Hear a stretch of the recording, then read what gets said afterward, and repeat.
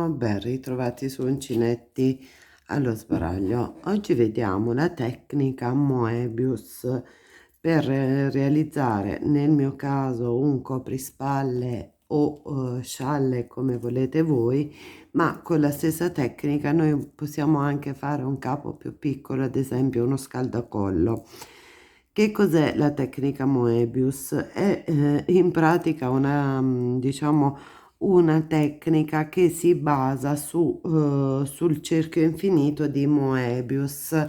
Se voi vedete infatti la mia lavorazione, guardate un attimo, presenta uno strano incrocio. Questo strano incrocio in pratica lo si realizza durante la lavorazione stessa di questa tecnica. Non c'è nessun tipo di torsione finale perché la lavorazione è concentrica, cioè noi non lavoriamo un pannello, poi torciamo e cuciamo l'estremità, no, assolutamente la lavorazione con la tecnica Moebius si fa in un pezzo unico. La particolarità di questa lavorazione, se voi lo vedete, ve lo metto in evidenza ancora di più, è il fatto che io quando avvio la lavorazione e poi proseguo con il passare di giri, mi accorgerò che sto lavorando dal centro verso le due estremità della lavorazione, perché avvio una torsione del lavoro un'unica volta nel primo giro e quindi ciò mi permette che fa sì che la mia lavorazione cresca nei due lati. Quindi il punto poi scelto di fantasia, voi immaginate questa tecnica va benissimo anche se noi volessimo usare una semplice maglia alta, una maglia alta e catenella, anche con i colori sfumati, l'effetto il colpo d'occhio è notevole. Con le tinte unite per questo tipo di lavorazione io consiglio magari un punto fantasia tipo questo che si basa su un multiplo di 3 e si lavora in 2 giri. Ogni giro che noi andremo a lavorare, vi farò vedere, si effettua simmetricamente in un doppio giro da un lato e dall'altro, perché appunto c'è una sorta di spirale nella lavorazione che permette tutto questo. Vediamo un attimo però come procedere. Vedete, il mio è incrociato. Cosa voglio fare? Allora, innanzitutto, se io voglio realizzare un coprispalle, prendo la circonferenza delle spalle, ok? E vado a lavorare una catenella lunga quanto le mie spalle e poi la unisco. Mm? Dopodiché si parte con la lavorazione. Il punto scelto in questo capo da me è un punto fantasia che si basa su un multiplo di 3 maglie. Per comodità di cose, magari in questo caso io vado a iniziare una catenella multipla di 3. Allora, 3, vi dico anche questo. Nel caso in cui noi dobbiamo realizzare una catenella molto lunga, mi aggancio in questo modo, vi faccio vedere 3, 4, 5, 6, 7, 8, per esempio siamo alla nona catenella, io non voglio far torcere il mio filo, cosa faccio? Prima di proseguire aggancio la prima catenella che ho fatto a quella finale e continua in questo modo. In questo modo cosa succede? Quando io vado a chiudere poi il giro non avrò problemi di torsione della lavorazione. Abbiamo detto che utilizziamo un multiplo di 3, siamo a 10, 11, 12, io preparo un campioncino, 13, 14, sufficientemente grande però, 15, 16, 17, 18, 18 potrebbe anche andare bene, ma mi sembra è saltato qualcosa piccolino, quindi proseguo 19, 20, 21, 22, 23, e 24. Con un 24, un campioncino da 24 catenelle forse ci siamo. Cosa faccio nel momento che io ho le mie i miei multipli di 3? Abbiamo detto posso realizzare sia un coprispalle ma anche un collo, quindi non lo so, per arricchire il bordo di un maglione magari troppo scollato, così io posso fare questo tipo di lavoro. Quindi una volta giunti a il mio multiplo di 3, chiudo con ad anello con una maglia bassissima, tiro un po' il punto iniziale perché si rischia veramente di farlo sfilare e vado a ripassare la mia catenella. Mi alzo con 3 catenelle, 2 e 3 per iniziare il primo giro. Ripasso tutta la catenella con le maglie alte. Diciamo che essendo un multiplo piccolino di 3 maglie, non è che succeda nulla di grave se per caso mi salta un punto oppure ne aggiungo uno, in qualche modo riusciamo a camuffare.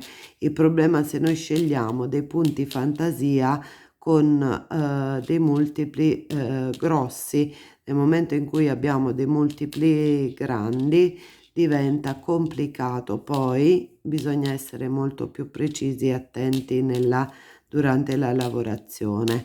Allora, cosa succede? Io vado avanti con le mie maglie alte per tutto il giro di lavorazione, ok? Però quando io vado ad arrivare alla fine devo fare una cosa particolare, perché in realtà quando io inizio questo lavoro, ad esempio sto lavorando su questo lato, io per effettuare la tecnica Moebius in realtà non sto lavorando l'intero giro ma metà del giro. Perché appunto dobbiamo torcere la lavorazione in un verso per poter realizzare appunto questa sorta di incrocio per dar vita al progetto. Allora ci sono quasi, siamo quasi alla fine diciamo della prima metà del giro. Eccoci qua, ne mancano proprio 2 maglie. Allora siamo qui. Allora cosa succede diciamo in una sorta di lavorazione normale? Se io sto facendo un progetto normale in cui non cioè voglio proseguire tranquillamente, cosa succede? Mi aggancio qui e il giro è completo. Invece no, per la tecnica che stiamo vedendo devo creare una torsione in questo modo. Cioè io cosa faccio? Prendo il primo pezzo del lavoro, lo ribalto verso l'interno, filo sull'uncinetto, vado a riprendere i punti dall'altro lato della catenella. Qui avevo iniziato con 3 maglie e quindi la prima maglia alta. In tutte le catenelle vado a ripassare le maglie alte anche da questo lato, cioè vado a lavorare in modo speculare le maglie che ho montato, ok? Guardate, sta venendo il doppio giro, ok? In questo modo stiamo lavorando sull'altro lato della catenella. Ricordatevi che la torsione avviene soltanto nel primo giro di lavorazione. successivamente, una volta chiuso, e vi farò vedere come si chiude poi alla fine in automatico, non c'è più nulla da fare, cioè nel senso che si prosegue con il punto prescelto tutti gli altri giri senza problemi, ok? Allora, in questo momento preferisco seguire con voi la lavorazione, quindi non stacco la camera finché non arriviamo alla fine del primo giro. Come abbiamo detto, questo in realtà è tutto il giro, non quello che abbiamo lavorato prima, ok? Sto quasi arrivando al punto, vedete, qua si inizia a vedere l'altro pezzo che si sta alzando, perché è il punto in cui adesso noi dovremo andare a congiungere il primo giro, ok? Logicamente in un campione di poche maglie come ho fatto io, l'effetto dell'incrocio si vede subito. Se noi andiamo, come ho fatto per il mio coprispalle, a montare un numero bello grande di catenelle, io lì francamente ve lo dico obiettivamente non ricordo quante sono, perché appunto mi sono basata su un multiplo di 3 maglie finché non ho ottenuto ciò che volevo. Quindi è un po' voi sta a voi la scelta della quantità di catenelle, ma anche del filato. Cosa succede? Una volta arrivati a questo punto, io mi ritrovo che cosa? Con la, diciamo, le 3 catenelle iniziali. Cosa faccio? Adesso posso chiudere in questo modo il giro. Vedete? Sì, già c'è la torsione in questo. Vedete che carino? Lo metto in piano. Guardate, c'è la torsione della mia lavorazione. Adesso cosa devo fare? Devo iniziare il mio lavoro. Come detto, io ho scelto un punto fantasia lavorato su 3, scusate, su multiplo di 3 su 2 giri. Allora, nel primo giro io vado a crearmi dei diciamo ventaglietti, 3 maglie alte in un unico punto. Nel mio caso io mi sono alzata con 3 catenelle, ho aggiunto 2 maglie alte, filo sull'uncinetto, salto 2 maglie di base, 1 e 2, vado nella terza e faccio la stessa cosa, 3 maglie alte lavorate nello stesso punto, ok? Di nuovo filo sull'uncinetto, salto 2 di base, vado nell'altra e lavoro le mie 3 maglie alte, ok? Salto ancora, stiamo attenti perché appunto nel campione la torsione 2 3 è immediata, nella lavorazione grande logicamente questa torsione si tende a camuffare nei primi giri, ok? Allora 1 2 3, scusate, 1 e 2, nella terza 3 maglie alte, 1 2 e 3, poi filo sull'uncinetto, salto 2 maglie di base, nell'altra faccio 3 maglie alte, 1 2, scusate, facciamo scivolare un po' di filo, 3 1 2, nell'altra 3.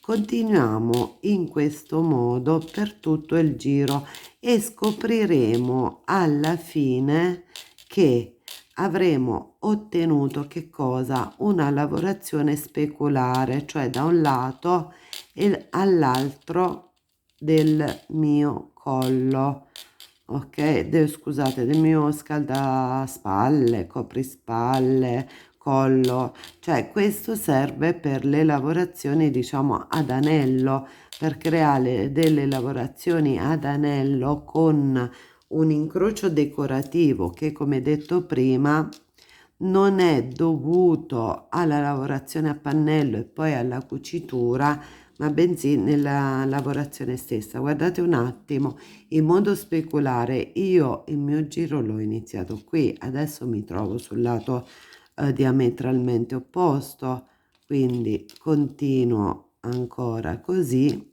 1 2 e 3 per andare a riagganciarmi nella prima di triplette iniziale, nelle mie prime 3 maglie alte lavorate inizialmente. Sembra strano, ma con il cerchio infinito io riesco ad arrivare nel punto di partenza. 1 2 e 3.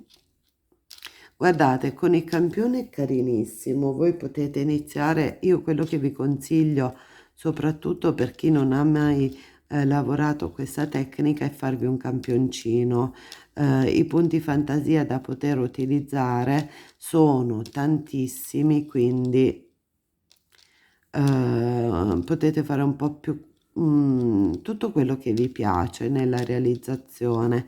Quindi io ho scelto questo perché diciamo è abbastanza ripetitivo e rilassante, perché se non facciamo questo lavoro per professione, secondo me, ma solo per hobby, è giusto scegliere anche delle, diciamo, delle decorazioni, delle lavorazioni che ci rilassino.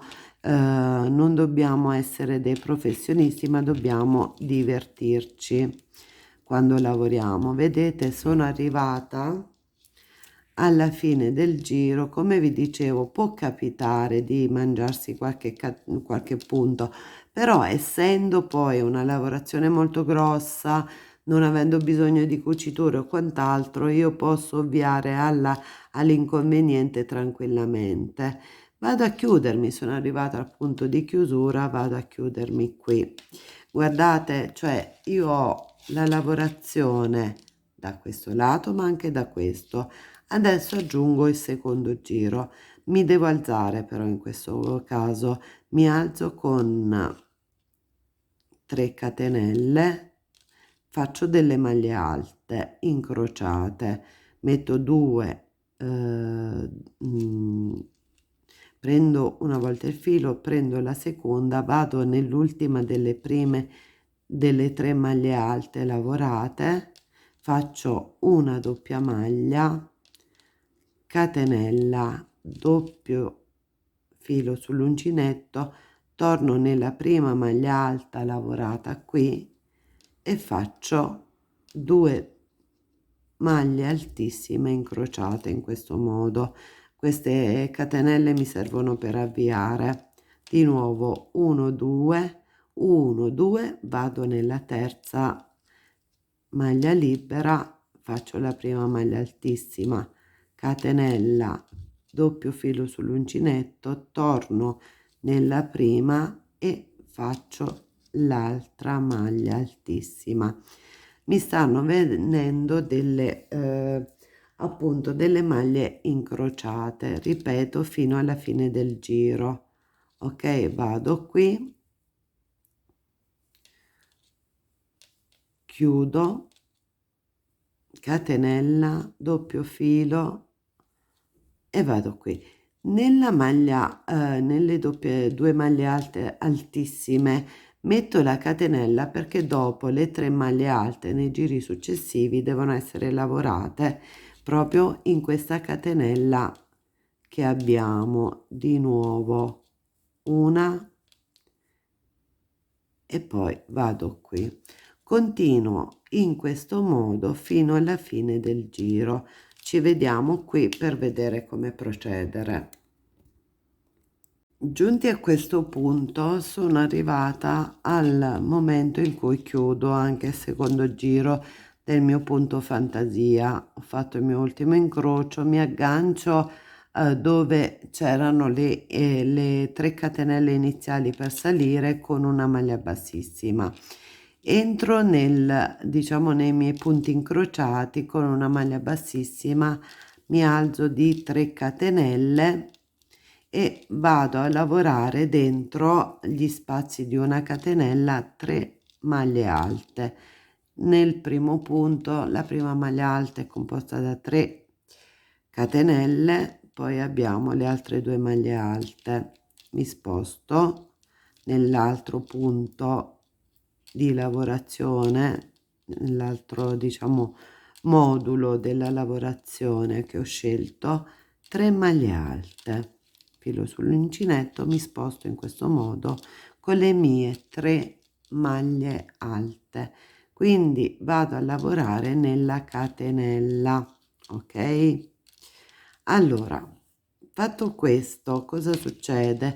Che la mia lavorazione, opla, si è accartocciato un attimo qua, la mia lavorazione proseguirà in questo modo, in maniera concentrica. Qui si vede proprio l'incrocio immediato perché è un campioncino, per tutto il tempo e la grandezza che vorrò, ok?